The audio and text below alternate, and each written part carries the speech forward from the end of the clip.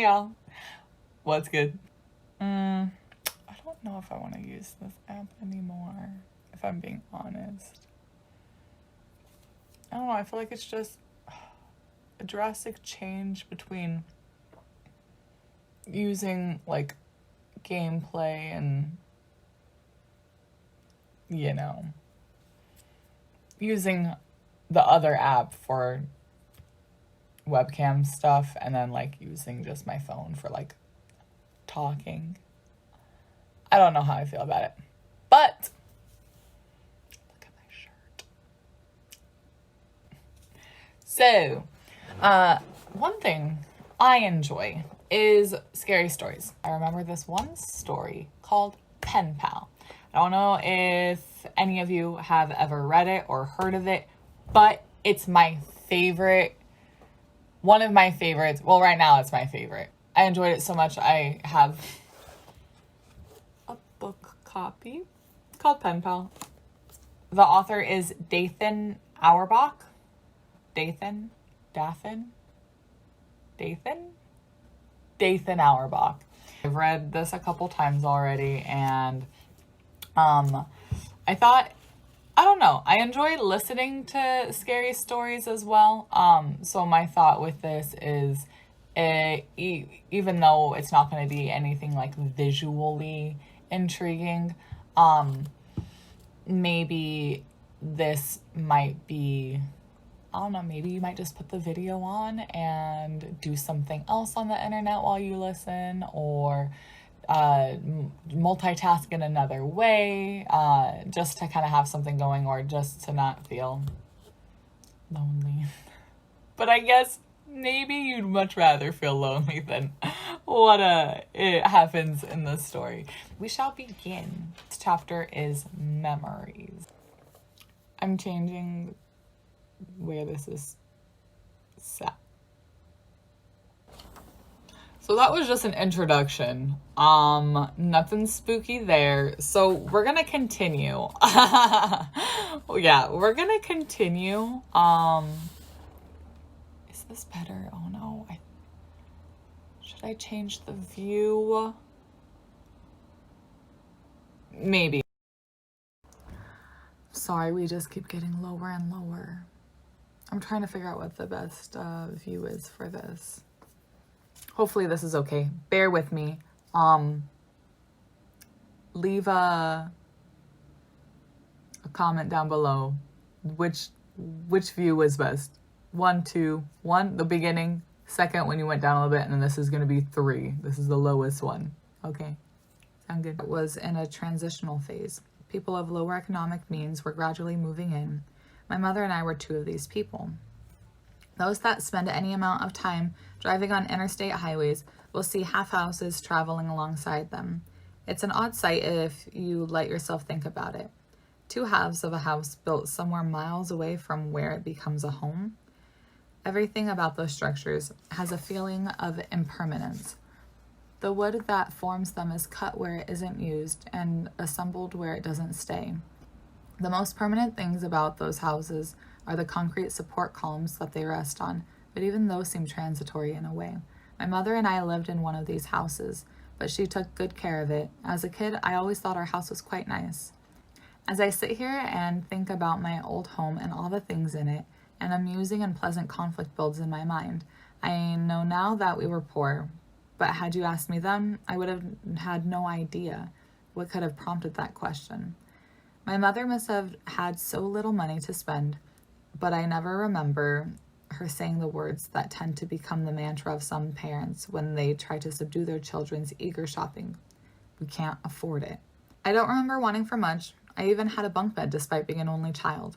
I'm sure that this is the case for many children in low-income homes, but as a boy, despite the incongruity, I thought my home was as close to a palace as one could hope for. To me, the support columns under the house didn't represent what the house actually was, an imported structure on a makeshift foundation, but what it could be. I remember asking my mother if we could make the columns taller so our house would tower over all the others. Part of my love for the house stemmed from my general love for the area surrounding it. The neighborhood itself was relatively large in proportion to the town itself. Some small towns lack many of the luxuries of larger towns or cities, What few stores there are close down early. Traveling events don't stop there because they probably missed your small dot on the map, and there aren't any police or hospitals at your disposal. But to a kid, these things don't matter because small towns often provide a luxury that can't be found in larger, more convenient or populated places: freedom. Of course, I had rules to follow. I had a lot of them, in fact. But I didn't notice any of them restricting me because I was allowed to do the one thing a kid in a relatively remote area likes to do: explore. Just a short walk from my back porch was a dense and untamed wilderness that I spent some part of nearly every day surveying. These woods and waterways surrounding the neighborhood were my playground during the day. But at night, as things often do in the mind of a child, they would take on a more sinister feeling. The apparent change in the very nature of the trees in the lake, I think, was mostly my fault. One of my mother's rules was that I could explore the woods on the condition that I would be home before dark. To motivate my speedy return, I would play games in my mind when leaving the woods at dusk. My feet moved more quickly when I imagined that they were carrying me away from ghouls and beasts.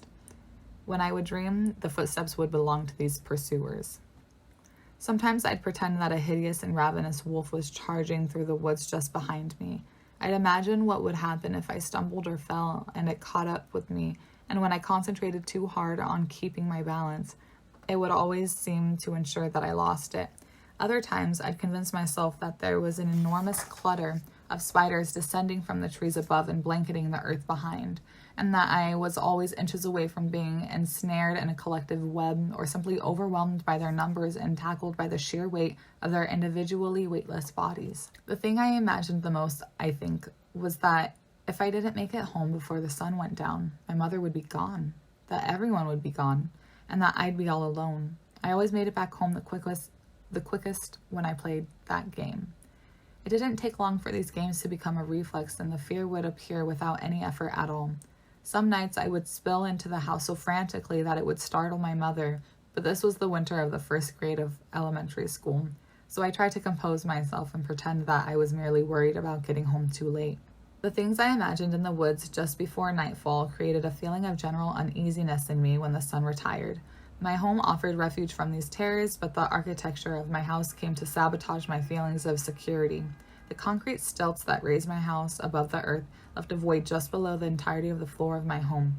Gradually, my mind came to fill this crawl space with imaginary monsters and inescapable scenarios, and they would consume my thoughts whenever I was awoken by the footsteps. I told my mom about the footsteps, and she said that I was just imagining things. This seemed an appropriate accusation given my tactics for making curfew, but I persisted enough that she blasted my ears with water from a turkey blaster once just to placate me, since I insisted that it would help. Of course, it didn't. The footsteps continued that night, but I tried my best to ignore them, just like always. Despite the general eeriness that the games and footsteps would cast over the nighttime neighborhood, my life was a quiet one. I had adventures by myself, or, more often, with my best friend Josh. But I suppose every kid has their adventures.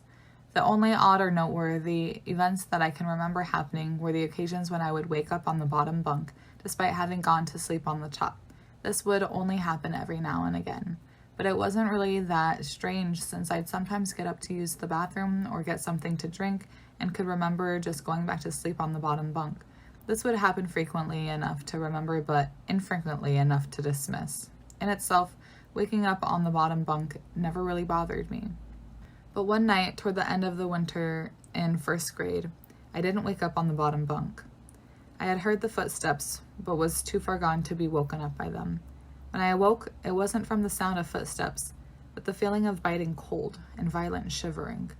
As I opened my eyes, the clashing of what I expected to see, what I had nearly always seen when I woke up in a place other than the top bunk, and what I actually saw frustrated my senses as my mind tried to reconcile my expectations with actuality. I saw, or rather my mind showed me, the red cylindrical bars that supported the mattress of the top bunk, but beyond those I saw stars. Gradually, the bars melted away and faded from my vision, and I was left with only those floating points of light and the jagged crossing limbs of the tall trees that arched across them high up in the sky. I was in the woods. I shouldn't be here, I thought. The coupling of the woods with darkness was something I had trained myself to avoid. I sat up immediately and tried to make sense of where I was. I thought I was dreaming, but that didn't seem right, though neither did me being in the woods. My eyes were slowly adjusting to the limited light, and gradually the trunks of trees and the shapes of overgrown bushes began to take form. I scanned over the foliage, without really focusing on any of it, as I was searching for something I might recognize, something that might give me some indication of where I was. An unnatural shape caught my eyes, and I looked at it for what felt like a very long time until I could finally discern what it was. About 10 feet in front of me, resting among a mass of tangled sticks and loose leaves, there was a deflated pool float that was shaped like a shark. Even after I understood what it was, I continued looking at it, trying to figure out why it was there. This only added to the surreal feeling, to the point that I was sure that I must be experiencing a dream rather than a world itself. After a while, though, it seemed like I just wasn't going to wake up because I wasn't asleep. I stood up to orient myself, and I caught a flash of some trampled shrubs that looked like a path, but the woods were thick behind it, so I turned to look elsewhere. I didn't recognize this place. I played in the woods by my house all the time, and so I knew them really well, but I had only been in them when it was dark once before. I had run through my woods straight to my house at the last edge of dusk countless times without even having to think about how to get there. But there's a big difference between dusk and dark, and as I stood there taking in all that there was to see in the dim light, it started to creep into my mind much more forcefully that these might not be my woods after all. A shiver that I think was only partially due to the chilled air ran through me as I wondered how someone was supposed to find his way to a place when he didn't know where he was starting. I took a deep breath and a single step and felt a shooting pain in my foot. I lifted my leg quickly and reeled off balance, falling back to where I had woken up only moments ago. I moved my eyes from the terrain to my throbbing foot and saw what had felled me. I had stepped on a thorn. It stuck about an inch out of the middle of my foot, but it only bled when I quickly tore it out of my skin. I wound my arm back to throw it someplace where it wouldn't pose a danger to me any longer, but as I searched for a safe spot, I realized that there wasn't one. By the light of the moon, I could see that the thorns were everywhere. The whole ground was laced with this natural barbed wire. I had been lucky to only step on a single thorn just then.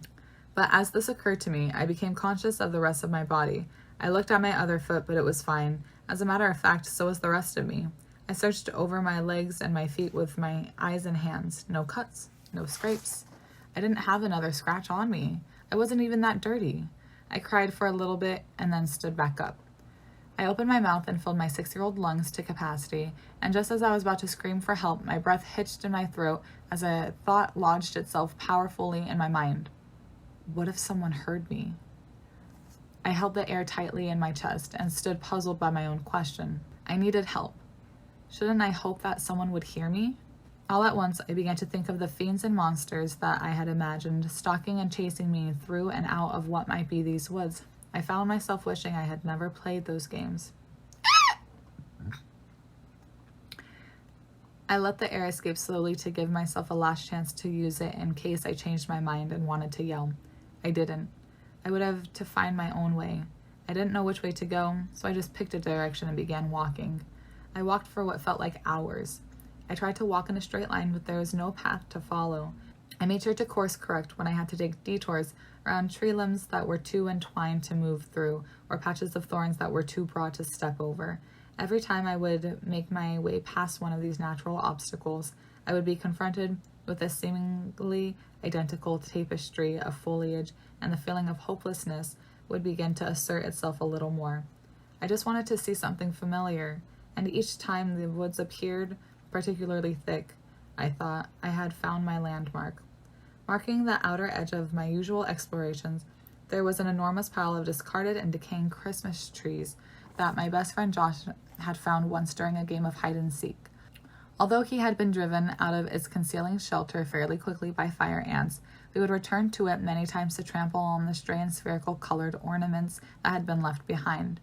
We had many stories about where the trees had all come from, but I assume now that the genesis of the pile was much more ordinary than what we had hypothesized.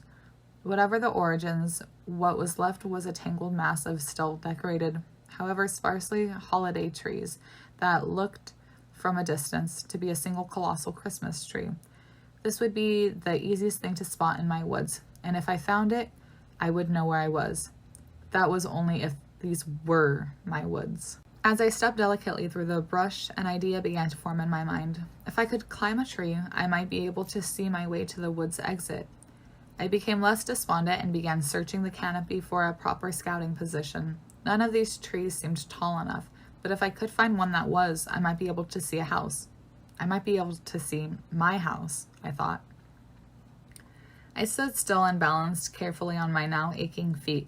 The trees that loomed over me when I had woken up in these woods and had been tall, I recalled, but I struggled to remember just how tall they were.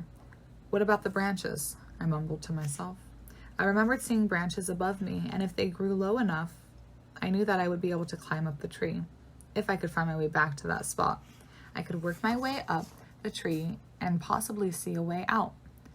But that would mean going back. I shifted on my feet and tried to make the best decision. Turning around, I took a few steps back toward the direction from which I had come, and I froze as the phrase echoed in my head. How far can you go into the woods? I hadn't been tortured by this question for well over a year, and I stood there a bit bewildered by the fact that it had suddenly come rushing back to my mind.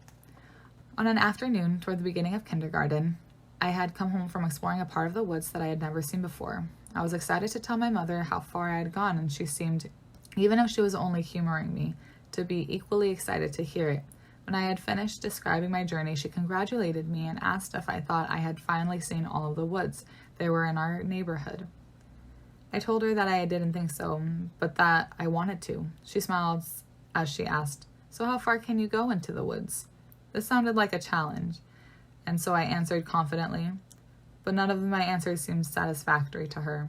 Really far, super far, and even all the way were all rejected as viable responses. After each attempt to close the issue, she would just return with the same question, becoming more amused by the minute. At a loss and wanting to be able to answer her question so that she would stop asking it, I asked the only other authority figure I knew, my teacher. She gave me a quizzical look and asked me what I meant. I didn't even really know what I meant, and so I just repeated the question. She thought for a moment and said, "I don't know. Let's see," as she walked me over to the map that was tacked to our classroom wall. She asked me the name of my street, which I had memorized, and she took a moment to find it before touching my shoulder and holding her finger on a big patch of green. "I think these are your woods," she said. I repeated my question yet again. I told her that my mom had been asking me these questions repeatedly. As I told my teacher this, she seemed to realize something and took her finger off the map. She smiled coyly, saying, "I don't know. How far can you go into the woods?" As I stood there in the woods with my arms tucked inside my shirt to avoid the frigid air, I thought about this question and remembered how I came across the answer. This stirred a warm fondness in me that almost made me forget about the reason that question had come back into my mind to begin with. I discovered the answer just a few weeks after I asked my teacher. My grandparents called to chat with me and my mother, and when my mom handed me the phone to talk to my grandfather, Pa, I thought I could have a little fun and be on the giving end of the antagonizing for once. Before he could even ask me how I'd been, I charged at him. "Hi, Pop. How far can you go into the woods?" "What? How far can you go into the woods?" I repeated, knowingly, although I knew nothing at all. "Oh, well, I suppose about halfway," he said, snickering. "What?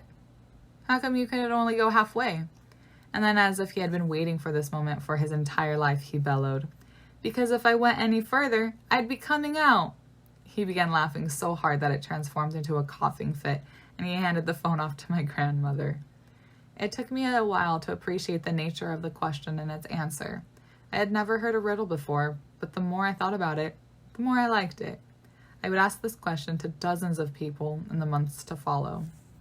Standing there barefoot in the woods thinking about this riddle, I found that it wasn't amusing anymore. However, now it was more than just a silly question. I had walked a long way. For all I knew, I couldn't walk any further. The last tree might be just ahead. If I turned back now, I might be walking back into the woods rather than out of them. I pivoted where I stood and resumed the trajectory that I adopted when I set out. Everything was eerily quiet as I pressed on. The only noticeable sounds were of crickets, cicadas, and the light grinding of leaves under my sore feet. Occasionally, however, I would step too hard on a healthy stick, and his cracking would drive the noisy creatures to silence. I would stand there paralyzed by the sudden hush, and I would hold my breath and listen for sounds I hoped not to hear. When the insects resumed, so would I. Desperate to keep their noise, I trod carefully on the undergrowth, but it was thick, and here and there my foot would press down on a stick just enough to snap it. The bugs would arrest. So would I. This relationship persisted until the last interlude that I remember. I broke a stick, the insects had hushed themselves, but instead of the expected silence, I heard what sounded like an infant crying in the distance. I could feel the blood draining out of my limbs as I listened to this wailing that didn't sound as far in the distance as I wished it to be. I felt a churning in my stomach and a weakness in my legs. Standing completely still and being careful not to make any noise, I waited. But the sound didn't stop. Suddenly, another sound joined the chorus. A large stick snapped just behind me. I panicked. I think now, as an adult, the sound I heard that night was a cat in either heat or rage. But I had no thoughts in my mind as I ran veering in different directions, taking as much care as I could to avoid big thickets of bushes and collapsed trees. I was paying close attention to where I stepped because my feet were in such bad shape, and I suppose I instinctively wagered that it would be better to move less quickly than not at all. I paid too much attention to where I was stepping and not enough attention to where those steps were leading, because not long after hearing the cry, I saw something that filled me with such despair that I find it difficult to articulate its potency even now.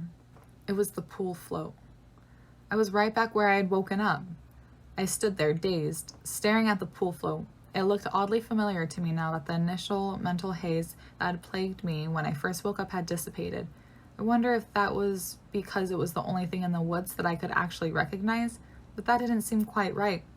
I shook it off and attended to what really mattered. I traveled for what felt like a great distance, but I hadn't really moved at all. This wasn't magic or some supernatural folding of space. I was lost, utterly and completely. Up until that moment, perhaps in an effort to focus on what I could control, I had thought more about getting out of the woods than how I got in. But being back at the beginning caused my mind to swim. My feet had not hurt at first, but they were agonized now, and I had made not even an inch of progress. I had been hoping that these were my woods from the time that I had woken in them. I had hoped that I simply didn't recognize them due to the obscuring and distorting darkness, but my optimism had long since disappeared, swallowing like everything else by the engulfing blackness. Had I run in a huge circle around the spot, or did I just get turned around and start making my way back? I realized that even if I set out again on the path I had tried to follow at the outset, there was no way to be sure I would actually chart the same course, and if I took a completely different course, then I wouldn't have even made any progress in terms of scouting the area through my original exertion. And although I had pushed it to the very back of my mind, rhythmically, like a metronome, my mother's riddled march back to the front lines, its footsteps faint at first, but gradually building in the crescendo that became so loud I could think of nothing else, into the woods. As this echoed through my thoughts, I suddenly pictured the woods as a vast circle of trees. As I turned on the spot on which I stood and looked around me, a fear crept into my mind that I might be standing at the very edge of the circle, and that whatever direction I picked would just lead me deeper, farther into the woods. As I continued scanning the landscape around me, my eyes fixated on one of the trees that I had seen towering above me when I first woke up. I looked at it dully, the way you gaze at something when you aren't actually seeing it, despite how unshakably fixed your eyes have become, like staring at a wall when you're lost in thought. Slowly, both my eyes and mine regained their focus, and I moved my head up. It was tall.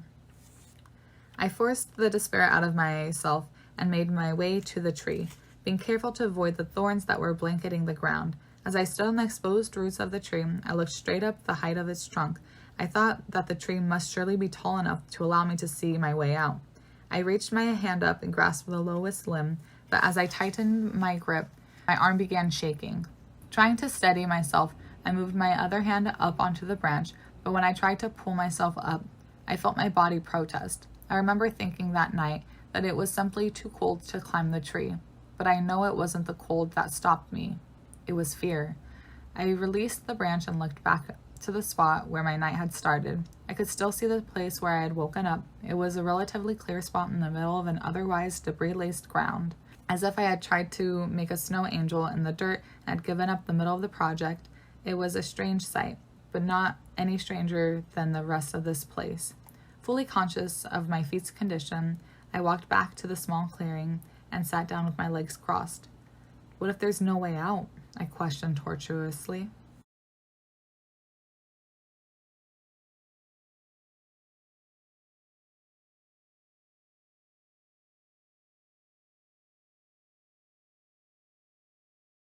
I was too defeated to feel anything but apathy, and I turned my attention back to the tall tree and stars above, looking upon it all with listlessness.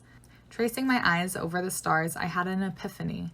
I had heard so much about explorers navigating the world by sea, traveling to undiscovered lands and building new civilizations. I had learned that they could do this by following the stars, and my spirit rose in a flash as I realized that I might be able to do the same.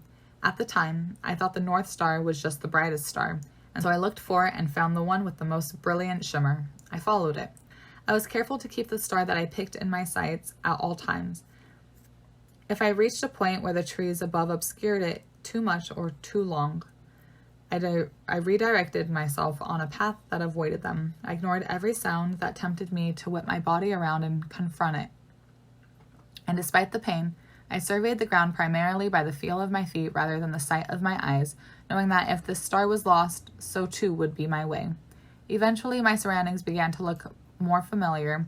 A network of fallen trees that I recognized as ones that I had used as balance beams offered my first legitimate sign of hope, though I walked around and not across them this time. Soon after, I came upon the Christmas tree pile, its scattered ornaments glimmering dimly in the weak moonlight. I gave it a wide berth to avoid the glass shards that might still pepper the ground from the times that my feet, when they were less vulnerable, had pressed down upon the glass balls of holiday flair and crushed them. My nerves were beginning to calm, and when I saw a dirt void called the ditch, I knew that I had made it out. The feeling of relief that washed over me brought with it a smile that was more sincere and joyful than I had ever worn on my face before. Despite the impulse to quicken my pace when I had my bearings restored and no longer had to watch my North Star so vigilantly, my feet were in so much pain that I had to be mindful of each step. A distance I had covered in mere seconds in my nightly exodus from these woods seemed to be never ending. I walked with a limp in both legs in an attempt to avoid putting too much weight on either foot. But when I saw the edge of the wood's dirt floor cut off by the paved cul-de-sac of my street, I grew so happy to be so close to home that I broke into a light jog, despite how much it hurt. When I actually saw the roof of my house over a lower-set neighboring house, I let out a light sob and ran faster, wincing with each step. I just wanted to be home. I had already decided that I wouldn't say anything about any of this to my mother because I had no idea what I could possibly say. I would get back inside somehow, clean up, and get in bed. If I were lucky, she would never have to know about my odyssey. Anything that I might say would sound preposterous, and the thought of this whole experience reaching its end strengthened my resolve to leave it in the past forever. Once I finally shut the door behind me, however, my heart sank as I rounded the corner and my home came fully into view. Every light in the house was on. I knew my mom was awake, and I knew I would have to explain, or at least try to explain, where I had been, and I couldn't figure out where to start. My run became a jog, which became a walk. I ducked under the lowest branch of a large pine tree that stood outside our property and carefully lifted the metal latch to the gate on the chain-link fence that enclosed our backyard. Slowly, I pushed open the gate in an effort to quiet the squeaking hinges. In about 15 seconds, I would knock on the back door and attempt to explain myself, but I was still reflexively trying to avoid being caught. I saw my mother's silhouette through the blinds, and although I was worried about how to explain things to her, it suddenly didn't matter to me anymore. I was home. It was over. I walked up the couple of steps to the porch and put my hand on the doorknob. I turned it thinking that it might be unlocked since my mother was awake. There was no sense in delaying the inevitable. There was no reason to knock. It turned the full motion, and I felt a mixture of both relief and apprehension. I was just about to push the door open when two arms wrapped around me and pulled me back away from the door. This couldn't be happening. I had evaded and outran my imaginary pursuers countless times in my nightly scramble from the woods, but this wasn't imaginary. I looked at the silhouette in the window and tried to reach out. The arms constricted around my chest and lifted me off the ground while I struggled against them. I looked down at the appendages that had ensnared me. They were small, but there was something covering them. It looked like fur. I squeezed my eyes tightly shut. This can't be happening, my mind roared. The monsters were just pretend. I opened my eyes again and looked at the arms that were crossed over my torso. It was fabric, not fur. But this brought no real comfort. I was still being restrained. I still needed to get free. I screamed as loudly as I could, "Mom, help me, please, Mom!" The feeling of being so close to safety, only to be physically pulled away from it, filled me with a kind of dread that is, even after all these years, indescribable. The door I had been torn away from opened, and a flash of hope shot through my heart. But it wasn't my mom. It was a man, and he was enormous. I thrashed violently and kicked at the shins of the person holding me. But even if I succeeded in escaping my captor, I knew that I would also have to get away from the person who had just come out of my house, this hulking figure who was now steadily approaching me. He reached his hand out for me, and it extended out of the shadow that had been cast on him by the porch light just above his head. It was a cruel and cracked claw, badly burned, with the consistency of a plastic bag that had melted and cooled. Up until that moment, I had never imagined that I could be in any legitimate danger from which my mother could not rescue me. But as I watched the man close the distance between us, and as I felt my captor's grip grow ever tighter, my fear was joined with rage. My mother simply could not be gone. "Let me go! Where is she? Where's my mom? What'd you do to her?" As my throat stung from screaming, and I was drawing in another breath, I became aware of the sound that had been present for longer than I had perceived it. "Honey, please, calm down. I've got you." It sounded like my mom. The arms loosened and set me down, and as the man who had been approaching me leaned down and put his hand on my shoulder, he eclipsed the porch light with his head, allowing me to see more than just his frame. He was a large man with a tremendous burn scar on his left arm. I broke my eyes away from it and moved them up to his badge. He was a police officer. I turned to face the voice behind me with hope that it was still tempered by fear. It really was my mom. The dark brown curls of her hair brushed my face as she knelt down to embrace me. I was finally safe. Tears started flowing down my face, and I sobbed heavily while the three of us went inside. The back door opened to a narrow hallway. On the right was a door that opened to a bathroom, which was connected to my room via the other door. There was a faint smell of mildew that emanated from the bathroom. Nightmares of villains and ghouls that hid in my bathroom meant that I would never draw the curtain closed when I wasn't in the shower, and I would only mostly draw it closed when I was. Because of this, water collected in its folds and filled the whole area of the house with a faint smell of watery rot. To the left were our washing machine and dryer. My cat was sitting on the top of the dryer, and I gave him an absent stroke as I walked past and turned left toward the dining room. We sat at a table that my mother and I used as a dining area when we ate, and a workstation when I had school projects. It was a fairly large square table that had been painted white. There were several spots where daily use had started to chip the white paint away, revealing layers of different colors on top of the original coat, whatever that might have been. One area looked almost like a cross-section of a Jawbreaker candy, with its concentric and rainbow-colored rings, though my idle or nervous hands had helped along that more excavated section whenever I sat at the table to do homework or have a serious talk with my mother. Historically, the more nervous I was, the more frantically I dug. I learned that night that the first coat of paint was yellow. "I'm so glad you're home, sweetie. I was worried I'd never see you again." She began to cry as well. "Where did you go?" I don't know. I don't know what happened." My fear of the whole event being ineffable was coming true. "What do you mean you don't know what happened? Where have you been? Oh, look at you, you're filthy." She surveyed me now that we were in better light. "Oh God, your feet!" I looked down and winced. The tops of my feet were caked in a thick, dark coat of my own blood that had already begun to crack with the pattern of damaged glass. As I moved my feet against the linoleum, I could feel that the blood was acting as an adhesive, and I could hear the sound of my skin peeling free from the floor as I lifted them. "You went into the woods? Baby, we've talked about this. I can't believe you." "Mom, I didn't. I don't know what happened," I protested. This was quickly becoming an argument, and neither my mother nor I was feeling up to it.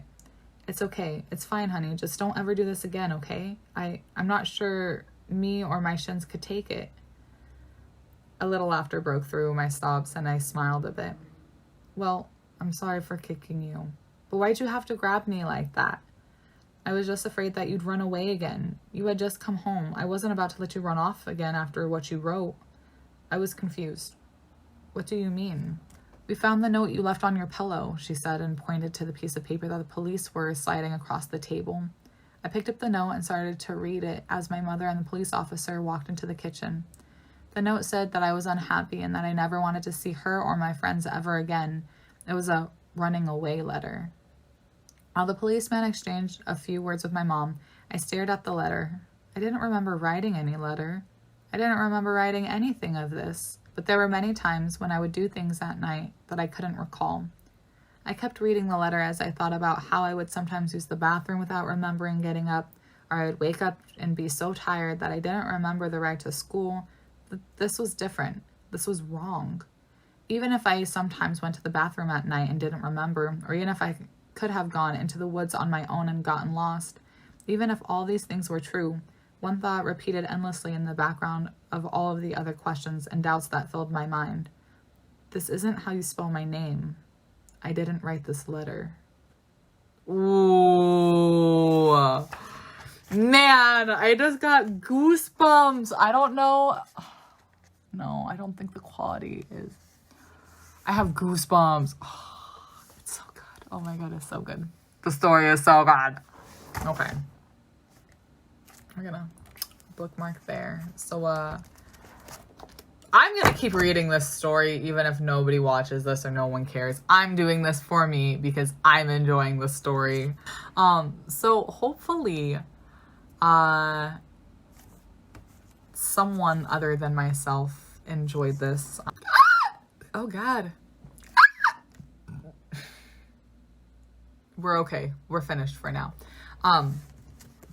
But yeah, it's so good. It's so good. Oh no. That should be it. We should be done. But yeah, so I'll link the thread to the actual posts on Reddit. I did find that, so I will link that if you want to go ahead and read it on your own, or if you just don't want to hear me read it to you. I do not blame you, but I think I'm still gonna continue reading this just kind of as part of this, because one, it'll be fun. Just I'm enjoying reading it again, and two, I mean, maybe someone else does enjoy it. Yeah, I don't know, maybe you're too lazy to read it on your own, and having someone read it to you is fine. But yeah, let me know what you think of the story so far. If you have read it, let me know what you think of all of it. But no spoilers, please, no spoilers. We don't want to ruin this for other people, because it's so good once things start falling into place. Oh my God, it's so good. If you made it this far into the video, thanks for hanging out. Have a lovely day. All right, see you later. Bye.